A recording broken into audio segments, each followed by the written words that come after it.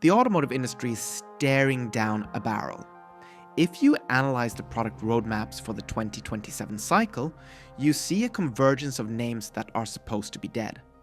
Nissan's design chief says a new Skyline is on the table, Toyota's performance division is leaving fingerprints that point to a Celica and MR2 revival, Acura is dusting off the RSX, and Honda has already resurrected the Prelude. For the casual observer, this looks like a celebration of the golden era of Japanese performance. It looks like fan service. But if you follow the money, you realize it's neither. This is a liquidation sale. Manufacturers are taking their most valuable intangible assets, their heritage badges, and cashing them in to pay for the most expensive regulatory transition in industrial history. What changed in the math so badly that a dead badge became the cheapest tool for surviving the 2027 compliance bill? And why did that same math kill these cars the first time? Welcome to Bare Block Chronicles. We strip the industry down to the raw metal to find the truth.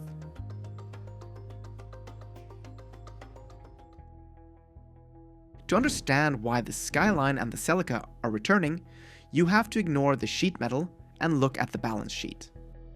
The global car market is navigating a polycrisis. EV demand softened and interest rates squeezed purchasing power. Therefore, OEMs had to spend significantly more just to move the same metal. But the cheapest way to lower that spend is not another ad campaign. It's a name that already has an audience. This cash crunch creates the economic incentive for a concept we call the wrapper theory. Launching a new vehicle nameplate is incredibly expensive because you are starting from zero. You have to educate the consumer on what the car is, where it fits, and why they should care. Data from the National Automobile Dealers Association indicates the average advertising spend per new vehicle sold hits $708. That is the brute force cost of television spots and digital banners required to buy attention. However, efficient brands with a high organic demand operate with a customer acquisition cost closer to $250.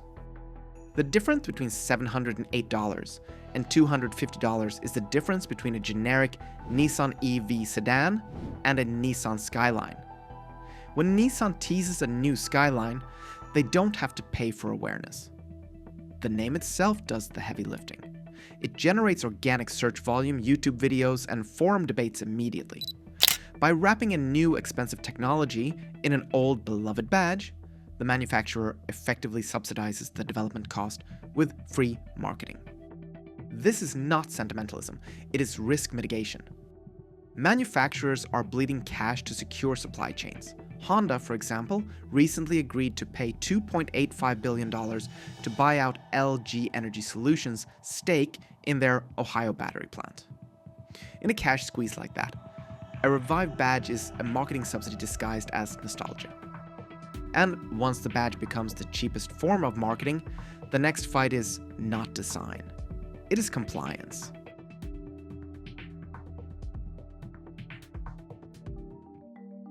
The reason these cars are converging on the 2027 window is not a coincidence. It's a survival deadline dictated by two different regulatory clocks. In Europe, the pressure wave is already here.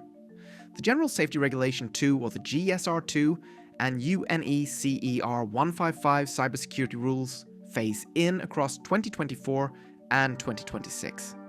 These rules force electrical architecture upgrades sooner than most people realize. This is largely why the Nissan GT-R and the internal combustion Porsche Macan were pulled from Europe. Their older electrical brains could not support the mandated monitoring and cybersecurity protocols. By the time 2027 hits, the platform reset is already paid for, or the car is dead on arrival. In the United States, the clock is set by the EPA. Model year 2027 matters because the EPA's multi-pollutant emissions standards tighten significantly starting then. Even if the enforcement calendar is politically unstable, automakers must build compliance plans that survive the strict interpretation. This rulebook turns compliance risk into a price tag. EPA enforcement penalties can run up to $45,000 $268 per non-compliant vehicle in certain cases. Automakers built products to avoid ever standing near that cliff. This is why the Honda Prelude is not a hybrid to save you gas money.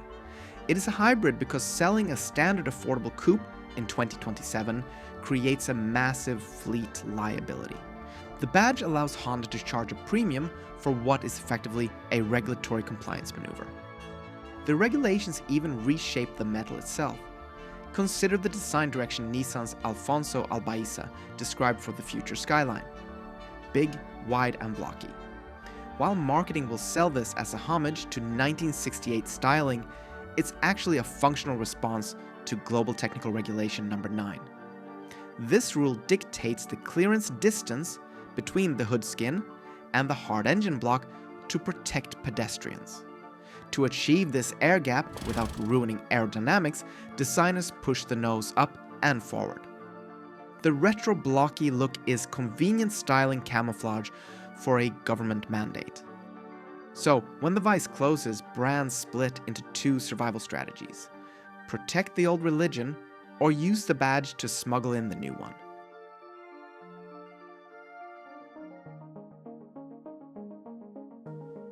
The implementation of the badge economy is splitting the industry into two distinct camps: the Purists and the heretics.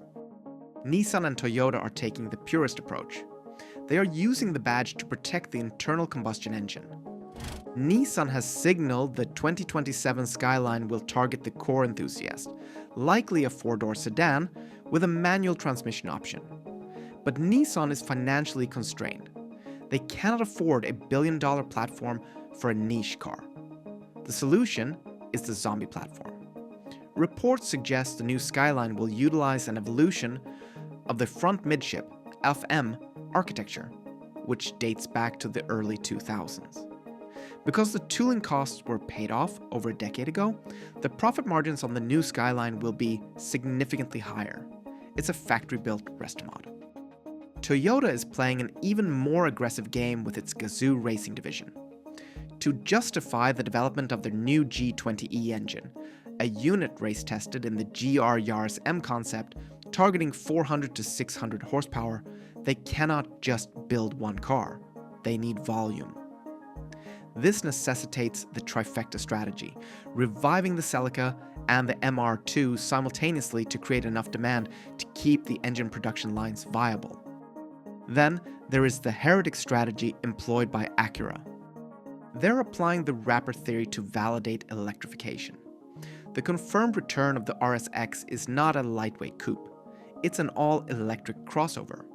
Acura anticipates this will anger the enthusiast base, mirroring the backlash when Ford put the Mustang badge on the Mach-E. But in the modern attention economy, indifference is fatal while hatred is viable. The backlash generates earned media. A generic electric crossover from Acura would be ignored. An RSX EV starts a fire on social media. That controversy drives awareness.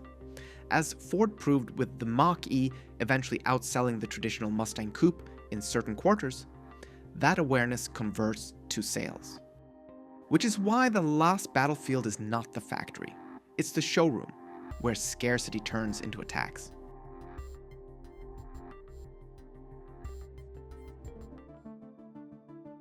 For the consumer, the 2027 Revival class represents a rare window, but it comes with a financial trapdoor.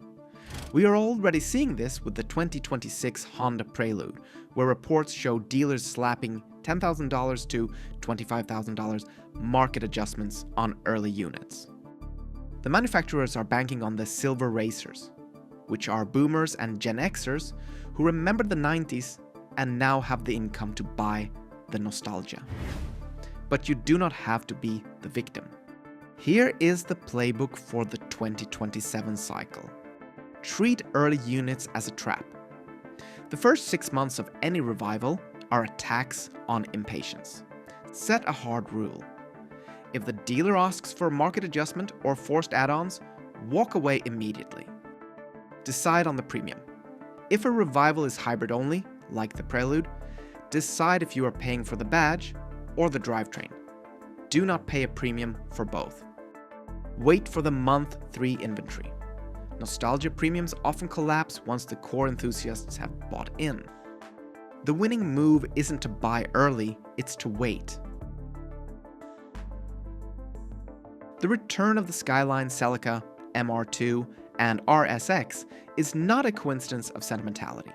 It's a calculated financial maneuver. These cars died when low volume couldn't absorb rising compliance costs. They're back because the compliance bill is rising again, but now the badge is the cheapest way to finance the transition.